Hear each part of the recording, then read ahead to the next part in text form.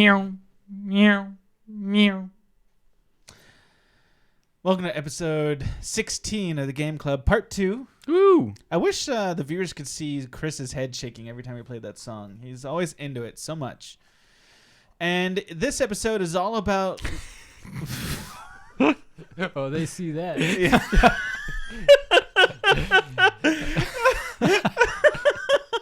Anyway. Yeah. Chris, we should just let you do text over every video we do. Literally every video. But commenting on videos about commenting. yeah, so this is 2016 in the mirror, in review, in hindsight. 2016. All right.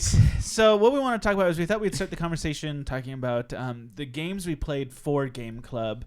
Have Chris and I, Josh, you're not going to have a whole lot to add to that because you weren't in many of our videos for that.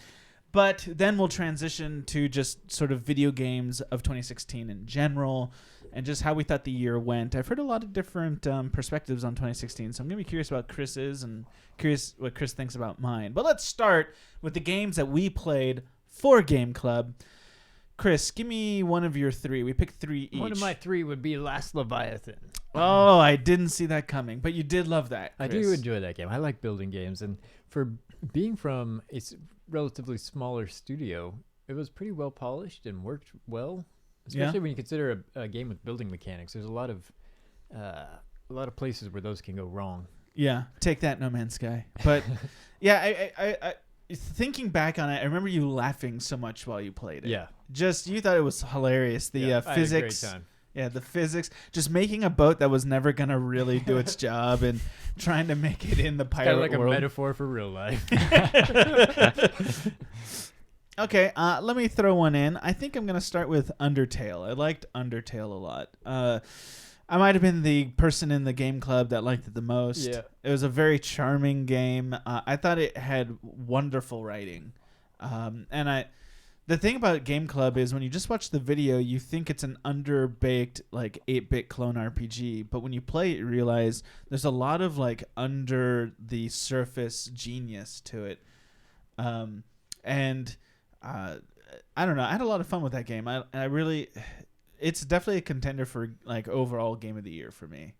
And of course, we're talking about games that we played, not necessarily games that came out in 2016. Right. We'll talk about games of 2016 in the next half. But Chris, what's another one?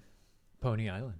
Oh, that's mine too. Yeah, it's got to be in there. Yeah, Pony Island was amazing. It was just Same. It just destroyed all expectation, always twisting. Yeah.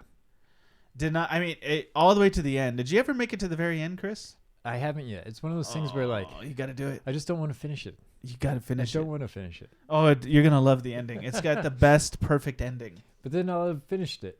Yeah, you will have. That's completely true. You got to beat it, There's no Chris. Pony Island 2. There never will be, Chris. But then what will I do once I finish it? You'll just wait for their next game. It's like Witcher. I have a little bit of... Yeah, you always DLC leave a that I little haven't more done. Witcher. Yeah. I don't want the world to be over. I can't play more Witcher until they come out with more Witcher. Yeah. I always have to be behind just a bit. Okay, and so that was my number 2 as well, Chris. Well, not my number 2, but the second one I was going to mention was Pony Island. So I guess I'll jump right to my third one on the list. And these aren't in order for me, but Thumper. Oh, yeah. That was a beautiful game. Loving Thumper. Absolutely beautiful. It's one of those things that, there's games that you can say 100 good things about their technical prowess, like whether it's graphics or the size of the world or the fighting mechanics. But what it always inevitably comes down to is how much fun are you having? Right. And Thumper is one of those games that there's very little to talk about. You can't really amaze with just the facts, other than the graphics are pretty. But when it comes down to it, I just really enjoy playing that game. It's addictive. Right. It reminds me of that episode of South Park when they're playing Guitar Hero and then they introduce Guitar Heroine, which is a game where you're always chasing the dragon, but you never catch the dragon. Right. Well, that's kind of what Thumper is, right? It's just always sort of chasing the next thing. And it's a very addictive gameplay loop. What about you, Chris, for the number 3? I'm going to say Cluster Truck. Dude, I'm so surprised none of you guys said Mount Your Friends. Well, I almost did. I was thinking about it, but Man, I loved Cluster Truck. Yeah, Cluster Truck was great. You loved playing that. I remember you. I've played all the levels, and then I've played more. I played so I had a blister on my finger. What about Mother Russia Bleeds? That was a good fun game too. That was an awful game. No, that was an awesome Awfully game. violent. That's when we had our special guest Iggy on. Ziggy. Sorry, Iggy. Iggy Pop was on. Iggy Pop was on. Ziggy was on. Well, I think, Chris, I thought we were going to have a hefty debate about what is the best game of Game Club 2016, but I think we're going to agree. Island, huh? Yeah, Pony So the Island. one we both brought up. Okay, say it on 3. 1, 2, 3. Mount your friends. Good. Pony Island. Good I think talk. Pony Island is Pony going Island to wins be... it. And that actually came out in 2016. We It came should- out in January. We should make a cardboard award or something. A cardboard award. Send it. And send it to them? We're poor, so we can't send you a gold statue. But here's You what have we no got. idea who we are. I think we're actually going to do that now. It's our game of the year. Yeah, okay, so the Game Club of the Year game is Pony Island. And I'm happy with that one. I Maybe. love that game. Or I could weld some junk together in the garage and make a trophy. Let's do it. All right. And actually send it to them because that's a great way to get your name out. Right into the trash. Right into the trash. But let's talk about 2016. I think, when we looked over the Game Club games we played, I was very happy with the list. There was Yeah. a very solid list of games. But when I look over the landscape of 2016, I don't know about you, Chris, but I feel like it fell short of par. Yeah, a little bit. It was kind of a slow year, huh? Yeah. And I took some notes here on some things to mention. I'm just I mean, other than Clash of Clans. other than Clash of Clans. Clash Royale. Battleborn came and went like nobody ever knew it existed. I forgot about that. Yeah, I mean, I was sad about that because I love Gearbox. I love Borderlands particularly. And for them to just have this game that they really cared about and nobody else did, that's quite a thing. Uncharted 4 Solid meh.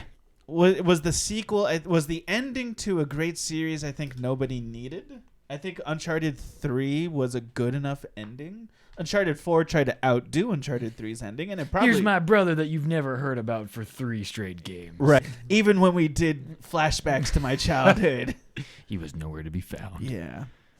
Of course, Doom came out this year, and that was, I think, a surprise to everybody how good it was. Yeah, it was solid.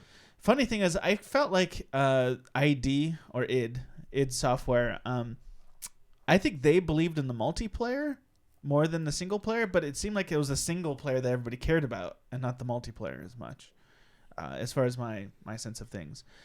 Talking about multiplayer, Overwatch came out and video games will never be the same. I mean, we're going to have hero shooters for the next 10 years because of it.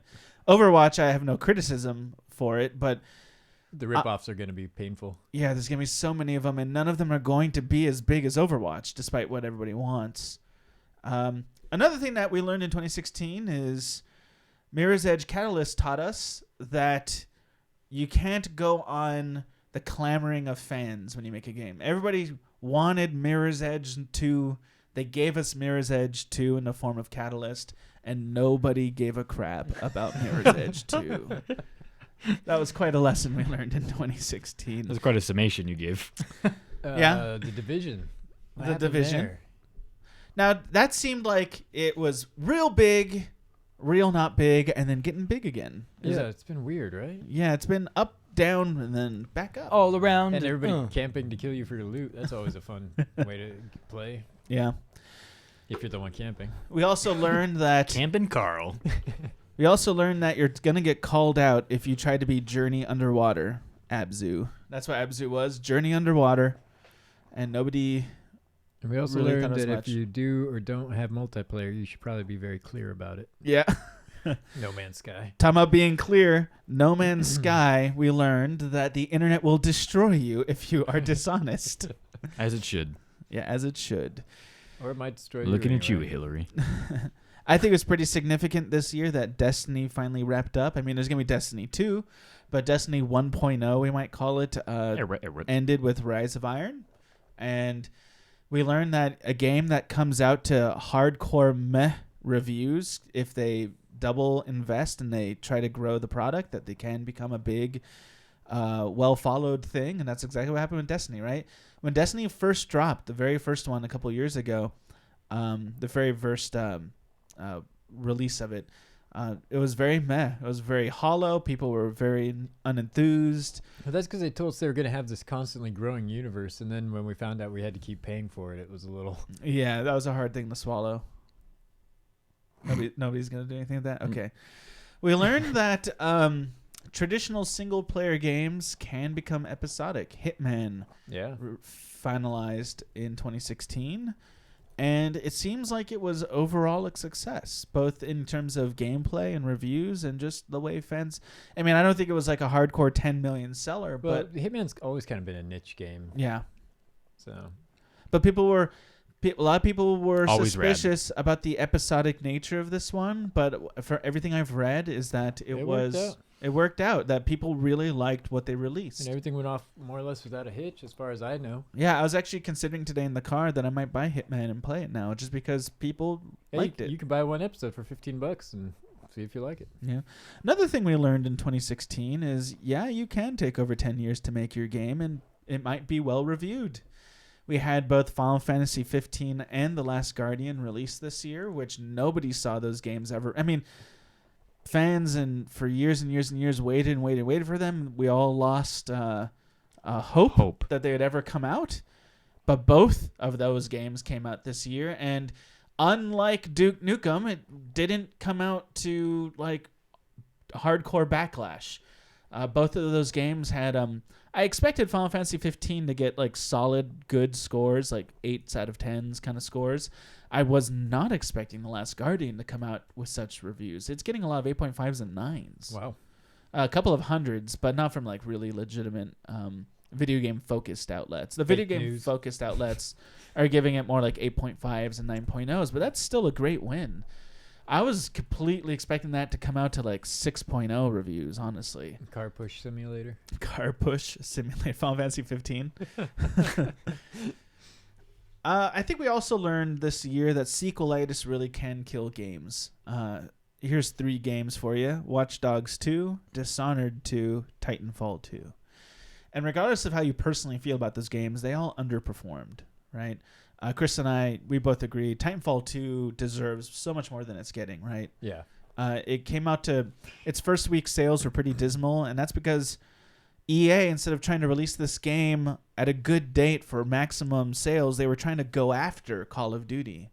And they seem to be the only company that does that in the video game sphere. Like, let's purposely go after another franchise, right? Can you think of anybody else doing that? Nope. And I think Titanfall 2 was... Yeah, wait till you see Chris Carmen's Italian plumber game. We're going to release it at the exact same time as Mario. Dishonored 2, Chris, you reviewed that for us. I remember you giving it a just good review. I have finally beat it, and I don't think I liked it nearly as much as you did. It's that weird, confusing feeling that in every way it's better than Dishonored 1, and yet I had little fun playing it. Yeah. And I'm super disappointed about that, because Dishonored 2 was my go-to game for 2016. That was the game that I really, really was excited to play. So, sequelitis, I guess. Other things we learned, that Call of Duty Infinite Warfare has finally... worn out its welcome. I mean, I'm sure it's sold in the millions, but people are projecting, because they haven't released actual numbers, people are projecting that it's sold maybe about 50% worse than the last year. And the funny thing is, though, it's probably one of the most well-received single-player campaigns that Call of Duty has had in a long time. Yeah. People are saying it's actually a really, really solid single-player game. Some people are saying, though, that the multiplayer is kind of broken, so that's probably a problem for Call of Duty fans. Yeah. You gotta get the multiplayer right for Call of Duty. True. Also, maybe it's because I don't play enough Xbox, but Gears of War 4 kind of came and went for me. Yeah, it didn't even blip on the radar very much, did it? No, I remember seeing a couple of commercials. I didn't even realize it was out when I started. Nobody was really talking about it that much. It never really got up off the ground past Gears of War 1, in the sense that, like... Gears of War 2 was pretty popular. Yeah, 1 and 2 were big.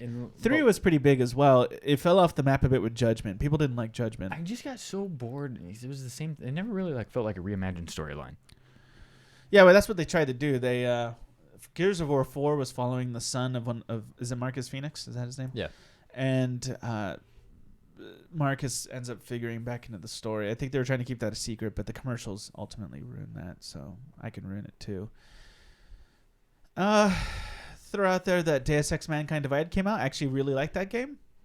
I'm not going to call it a perfect 10. It's not a perfect 10.